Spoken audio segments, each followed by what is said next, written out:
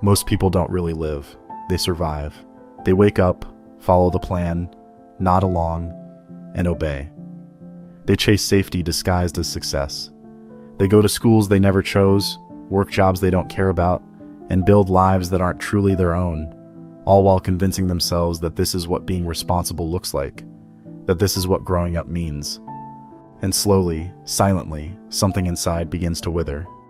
And we begin to live like ghosts, functioning, performing, existing, but not really living. We forget what it means to feel awake, and that's what Dead Poets Society is really about.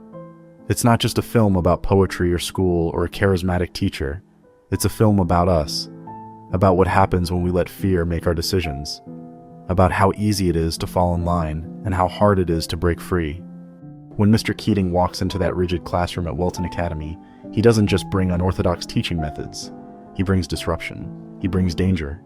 Because the most dangerous thing you can teach someone isn't facts or formulas. It's the idea that their life belongs to them, that they can think for themselves, that they don't have to accept the script they've been handed. And that idea, the idea of self-ownership, terrifies the system, because a system that thrives on obedience has no place for free thinkers.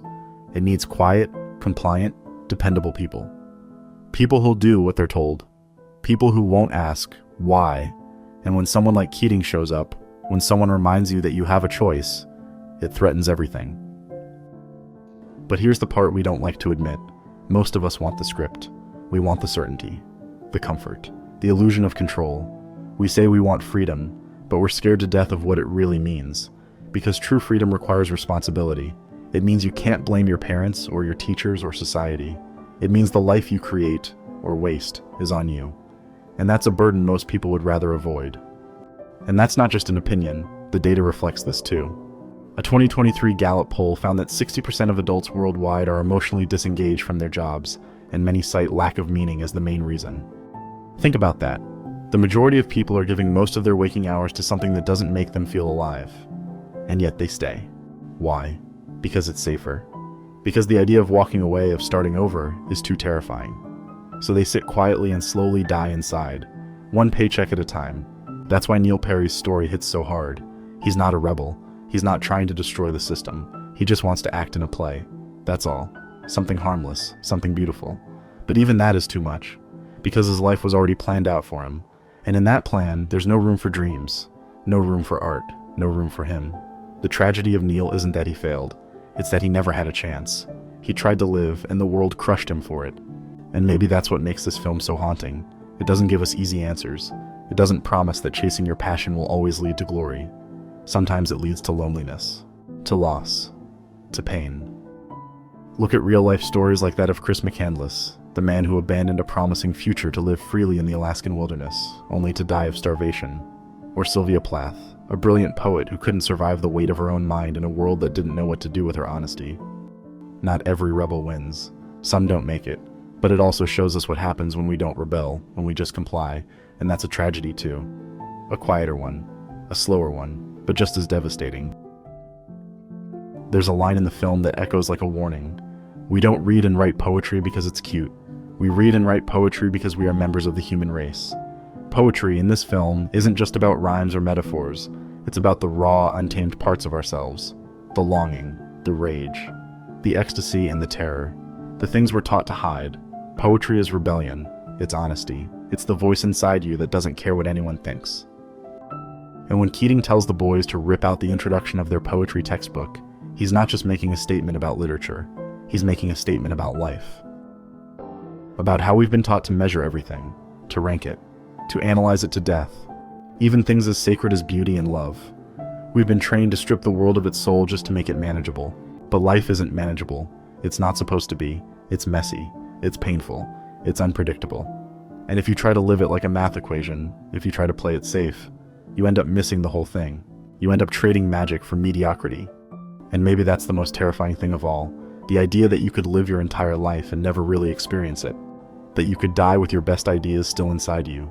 That your verse, your one, unique, irreplaceable verse, was never spoken. Because Dead Poets Society isn't just a warning about authoritarian systems or overbearing parents. It's a warning about you. About your fear. About the ways you silence yourself before the world even gets a chance to. about the way you hold back your ideas, your creativity, your voice, because deep down, you're terrified of being seen, of being judged, of failing. And yet this film also gives us hope. It shows us Todd Anderson, the quiet one, the invisible one, the boy who couldn't speak without stuttering, and by the end, he's standing on his desk, risking everything, to honor the man who woke him up. Todd doesn't become loud or fearless, he just becomes honest. And sometimes that's the most radical thing you can do, and we've seen that in the real world too.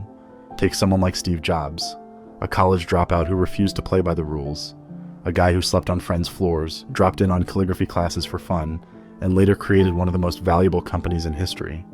Jobs once said, "Your time is limited, so don't waste it living someone else's life." He lived by that. And for a while, he was seen as reckless, unstable, too intense. But that intensity changed the world.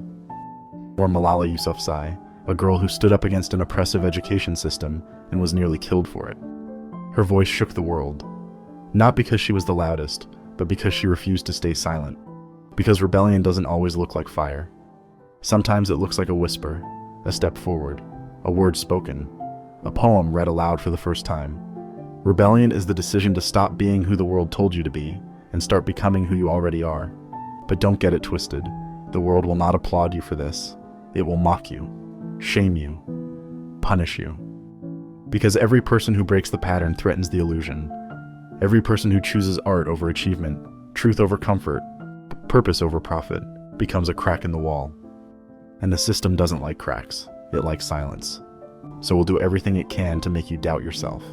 To tell you that you're too young, too poor, too naive, that your dreams are unrealistic, that no one cares about your verse, and maybe you'll believe it. Maybe you already do. But deep down, you know it's a lie. Because there's a part of you, however buried, that knows exactly who you are, what you want, what you are meant to do. You can feel it when you're alone. When the world goes quiet. When you're not performing. That's the voice Dead Poet Society is speaking to. Not the polished version of you, but the hidden one, the wild one, the free one. So maybe the real question isn't, will you succeed?